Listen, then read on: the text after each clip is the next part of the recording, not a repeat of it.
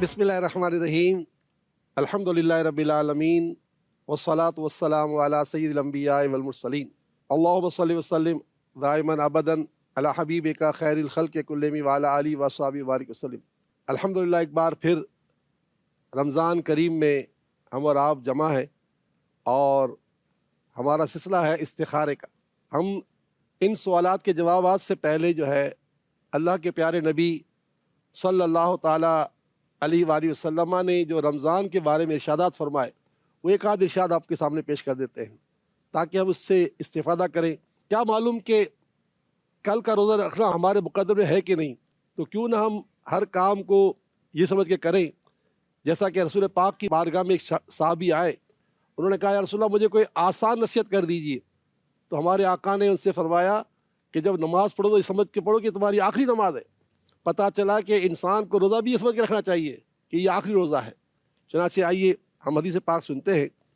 अल्लाह के प्यारे रसूल सल्लल्लाहु अलैहि वसल्लम के सहाबी हैं हज़रत अबू हुरैरा रज़ियल्लाहु तआला अन्हु, ये रिवायत करते हैं कि हमारे प्यारे नबी सल्लल्लाहु ताला अलैहि वसल्लम ने इरशाद फरमाया, जो शख्स बहालत ईमान और सवाब की नीयत से रमज़ान के रोज़े रखेगा, उसके पिछले गुनाह बख्श दिए जाएंगे।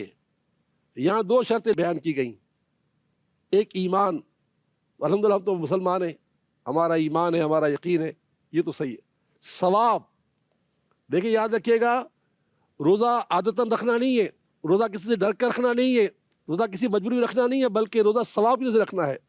अगर ये किया ना हमने, तो हमारे पिछले साल के सगीरा गुनाह माफ़ कर दिए जाएंगे। दुआ है कि अल्लाह ताला हमारे ईमान को मजबूत करे और हमें रोज़ा सवाब की वजह से रखने की तौफीक अता फरमाए और सारी इबादत सवाब की वजह से करने की तौफीक अता फरमाए। आइए हम अपने सिलसिले का आगाज़ करते हैं। पहला सवाल जो है ये आया हुआ है लाहौर से।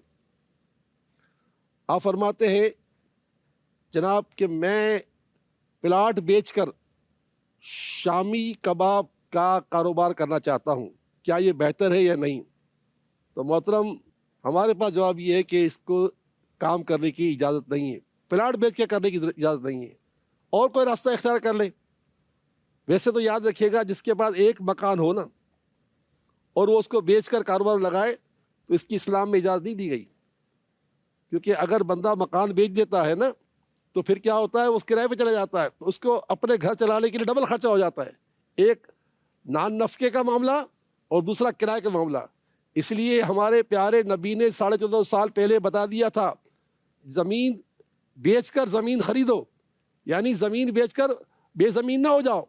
तो जनाब, आपके लिए शामी कबाब का खोखा लगाना, प्लाट बेचकर, इसकी इजाज़त नहीं आ रही। अल्लाह जानता है कि अल्लाह की इस पर क्या हिकमत होगी। मेरी दुआ है कि अल्लाह ताला आपको गैब से कोई असबाब अता फरमा दे कि आपका प्लाट बचा रहे और आपका खोखा लग जाए। नंबर 2, ये ख़त है इस्लामाबाद से। आपने फरमाया कि मैं शुगर की बीमारी में मुब्तला हूँ और मुस्तकिल जॉब नहीं है, तो मेरी दुआ है कि अल्लाह ताला दोनों काम कर दे। हमारे प्यारे नबी फरमाते हैं कि सूरह फातिहा तमाम बीमारियों में शिफा है। तो 7 मरतबा सूरह फातिहा अगर फजर के बाद और इशा के बाद आप पढ़कर आप पानी पे दम करके सहरी में पानी पी लें, इंशाल्लाह शुगर की बीमारी कम होगी, बल्कि ख़त्म होगी, अल्लाह ने चाहा तो। बकिया आपके लिए मुस्तकिल रोज़ी के लिए जो वजीफ़ा है वो नोट फरमा लीजिए। सुबहान अल्लाहि व बिहम्दिही अस्तग़फिरुल्लाह व अतूबु इलैह। ये वजीफ़ा खुद हमारे प्यारे आका तिलावत फरमाते थे। सुबहान अल्लाहि व बिहम्दिही अस्तग़फिरुल्लाह व अतूबु इलैह।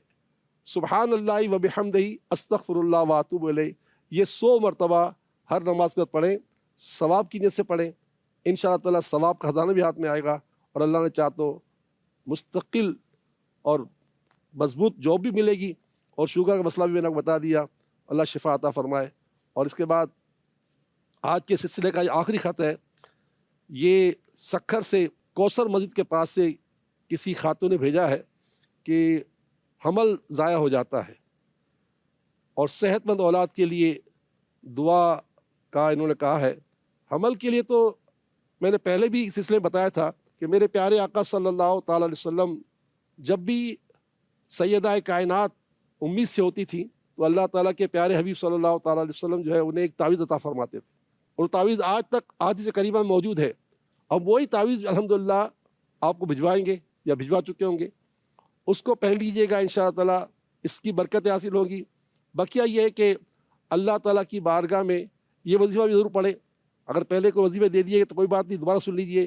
یا قویو یا قادرو، قوی مانے اللہ کی طاقت، اللہ تعالیٰ قوی ہے، اور قادر تو قادر ہے، ہر چیز کر سکتا ہے۔ یا قویو یا قادرو 200 مرتبہ ہر نماز کے بعد پڑھیں ثواب کی نیت سے، اول آخر دروشی پڑھیں۔ رمضان کا مہینہ رواں دواں ہے، سحر افطار کی دعا اور قبول ہوتی ہے، بلکہ روزہ دار کا تو ہر لمحہ نیکی ہے۔ تو دعا ہے کہ اللہ تعالیٰ رمضان کی برکت سے آپ کو خوش کر دینے والی اولاد عطا فرمائے، اور ساتھ ساتھ ہمیں رمضان کی برکت عطا فرمائے۔ انشاءاللہ پھر کل ملاقات کریں گے۔ آئیے رمضان کے لیے دعا کرتے ہیں، اللہ رمضان کی برکت سے ہمارے تمام مقصد نیک پور فرمائے، آمین یا رب العالمین۔ خدا حافظ، السلام علیکم ورحمۃ اللہ وبرکاتہ۔